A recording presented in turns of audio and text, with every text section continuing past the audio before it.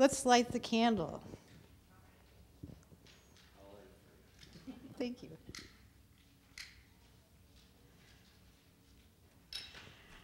Lighting the unity candle signifies the Christ within all of our hearts. So we light the candle, and we know that we're all in this together, that all of our hearts are connected.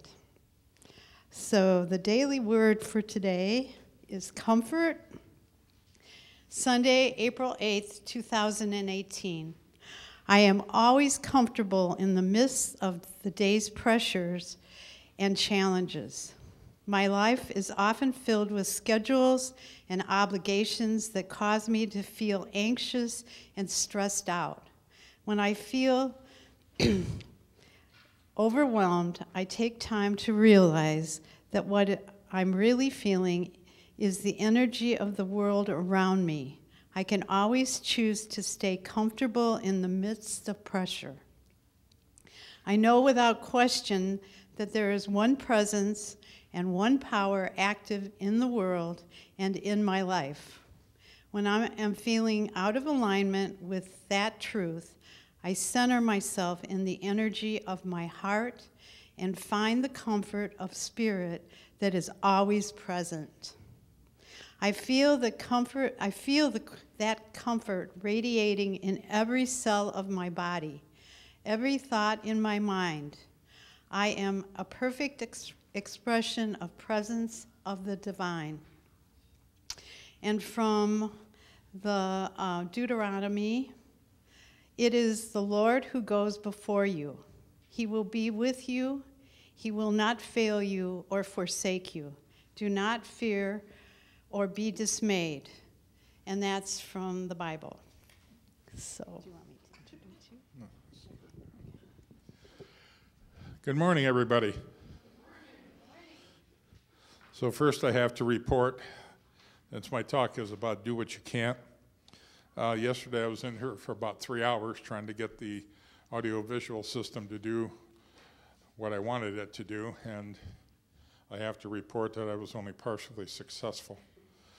So there's some things, I guess, well, you know, part of this is, not getting too deep into what I want to say, I need to tell a joke here. Part of this is we need help sometimes. And sometimes that help is equipment and knowledge. Anyway. So, I was always told and read that you're supposed to start off with a joke or a story. So I have two. So we're going to vote as to which one I'm going to tell. The first one is about a dead mule. The second one is about a couple of youpers. So, who wants the dead mule? Raise your hands. Not many. Who wants the youpers? Okay.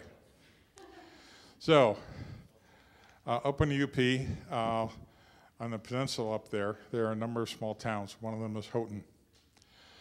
And in Houghton, there's a lot of different people. There's a lot of still Scandinavian people. And two guys who were old country were friends, Ole and Sven. And every Friday night, they would get together and grill some venison in Ole's garage on the grill. And the odor of the grilling venison would waft all the way across Houghton, almost all the way to Calumet. And the neighbors always smelled it. And some of them were getting very concerned because Lent was coming up, and they were Catholic, and they can't eat meat on Friday. So because of the pleasant odors, they didn't want to be tempted into breaking that. So they went to their priest and told him their story and asked him for help. So the priest went over to Ole's, and Sven was there, and he started talking to them about Catholicism and becoming Catholic. And they went to a couple classes and finally decided to do it. So one Sunday, during Mass, they were called up and they were christened, I believe, as Catholics. So the neighborhood was totally relieved and that they would not be tempted anymore. So Friday came, and the priest got several calls in panic, saying, they're still doing it, they're still doing it. I thought they weren't going to do it. So the priest goes over to Ole's house and enters the backyard and starts off to the garage where the grill is going and the odor is coming from. And he stops part of the way through because Ole is there with a squirt bottle saying, "You was born a venison, you was raised a venison, but now you is a walleye." Which reminds me, I actually totally forgot about part of the other joke. And that was the priest doing that to them. You was born Lutheran, raised a Lutheran, and now you're Catholic. So anyway, so I screwed that up. Oh well.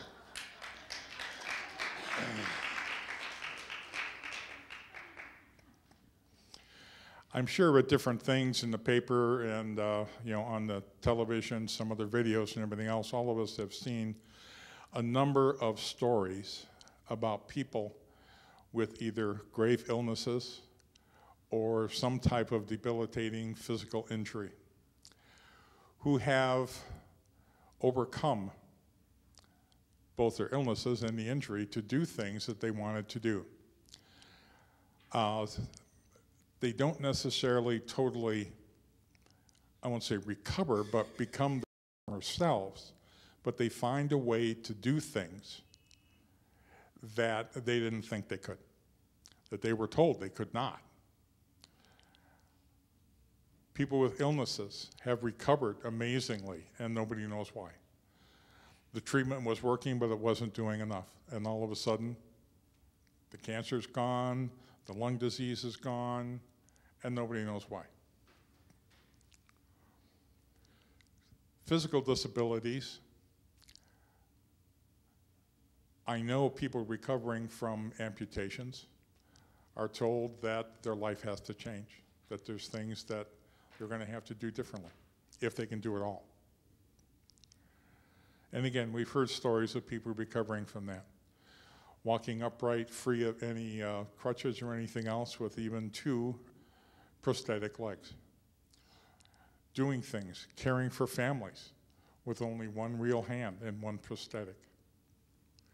One of the biggest things was, I'm sure everybody watched at least part of the Olympics, because I saw this promotion, I don't know how many times. It starts off with these guys on some type of platform on ice skates that are about 3 inches off the ice, running around with little push things in their hands, playing sled hockey. Now, I don't know whoever came up with that, but I'm sure somebody who was a big hockey fan had some type of problem, because all of them were amputees. And they decided they wanted to play hockey, still. So somehow they managed to figure out how, so that they can do what they want to do. And that's a lot about overcoming something. Now, these are very large, major things. But it happens in our normal lives. Just like me trying to mess around with that thing and getting it to work.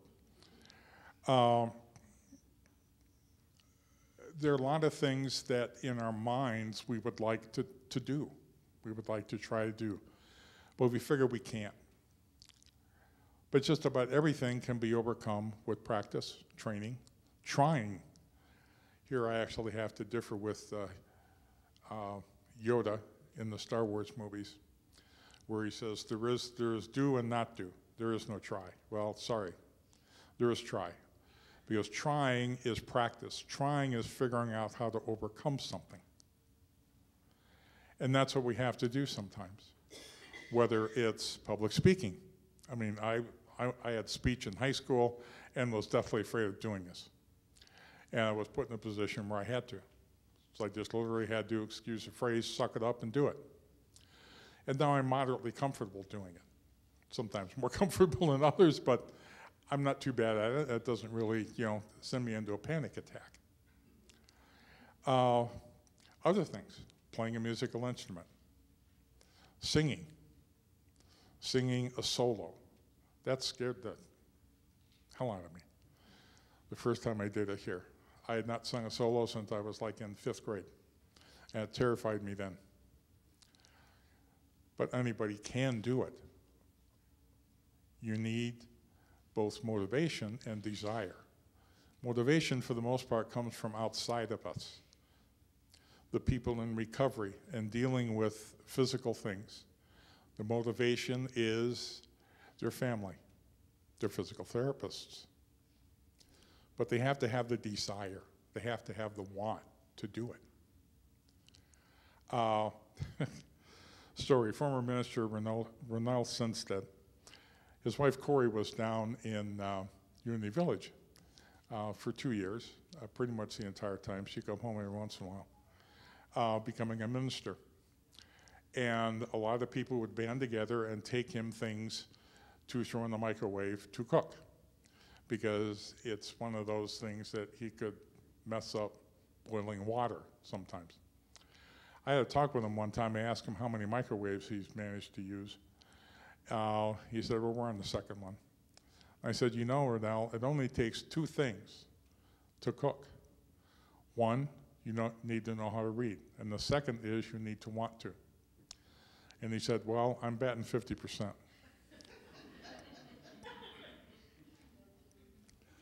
Motivation versus desire. Again, desire, I feel, comes from within. And what comes from within, if we let it, is the power of God, the wisdom, the strength to do what we want to do. Now, admittedly, there are some things we sort of can't overcome. I mean, back when I was in my late teens, I wanted to go to the moon. Well, okay, that's not really going to work too well, even back then. But there are a lot of things in our regular lives, hobbies, things we want to do. Like you said, play a musical instrument. All you have to do is get one, practice with it, try, and you get better, and you feel more comfortable doing it. In the Bible, it says, with God, all things are possible.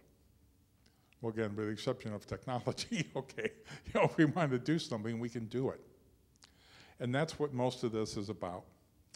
And I want to show you a video, and it should be on the big screens coming up here, I hope. And then you won't be able to hear me.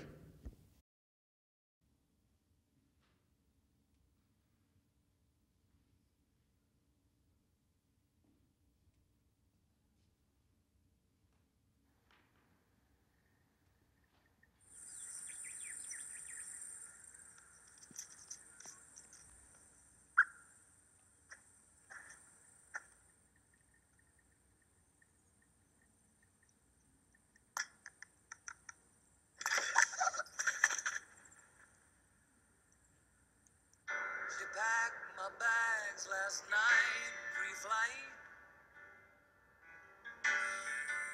0 hour, 9 a.m. And I'm gonna be high as a kite by then. It's lonely out in space.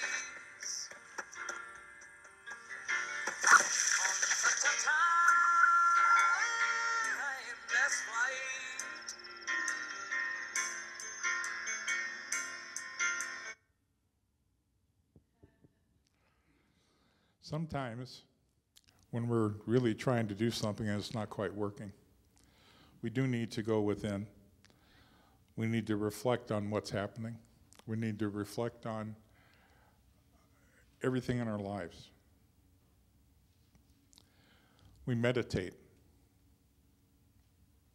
Can I do this? How am I going to do this? Sometimes we meditate and just don't even think. We just see ourselves doing what we want to do, including my friend here.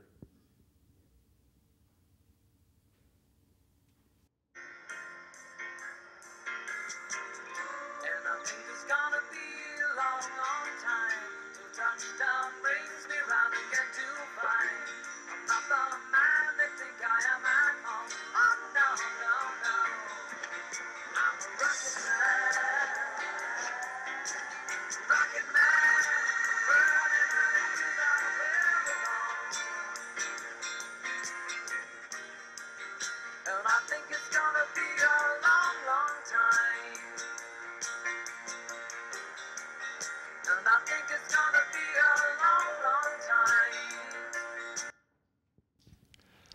I first saw this thing, I don't know, back October. Yes. Ostriches can fly. And I'm going, wow. I had no idea what was going on until the very end. And it was a commercial about, Samsung's VR glasses. And helps you do what you can't. And that gave me the idea for this whole thing. To do what you can't, the first thing you have to do is try. And just like my buddy there on the screen, if you try hard enough, if you really have the desire to do it, you can do what you can't. Thank you.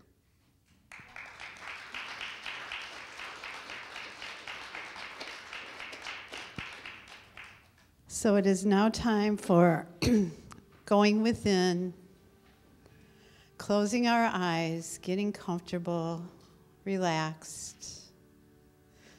Please take a deep breath. And when you exhale, feel yourself just becoming a little bit more comfortable.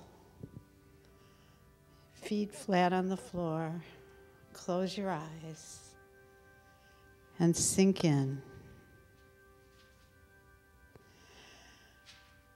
When you're looking within, imagine the Christ candle burning in your mind's eye. This candle represents the knowing and the loving that God has in all of us. That we are always led. There's always an answer.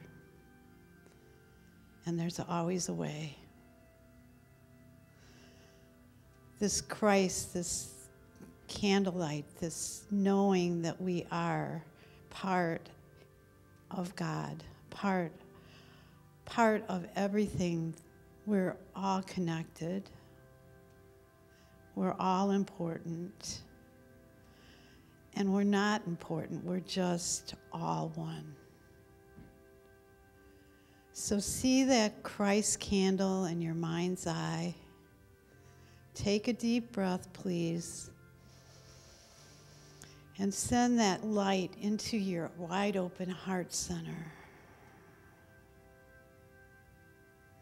Feel that love filling you, guiding you, enfolding you in peace. In moments of fear, in moments of challenge, in moments of pain, we can always have that light within us, that peace knowing that it too shall pass.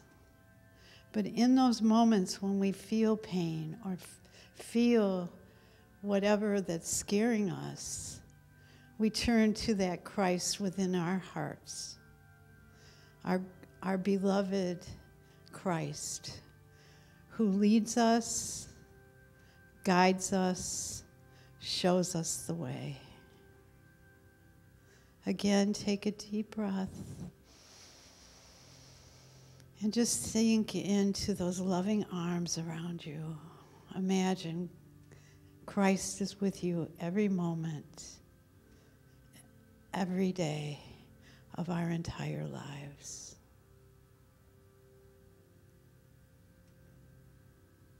Feel his love enfolding you.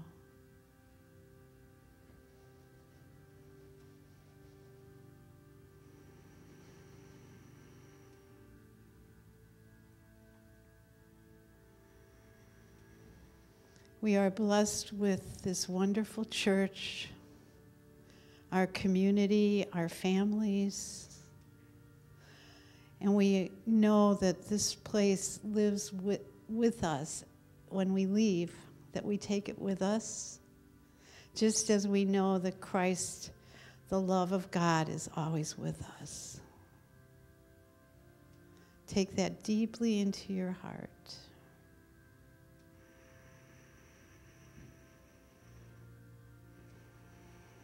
And when you're ready, please begin to come back to this room, this place, to this moment. Feel your heart smiling.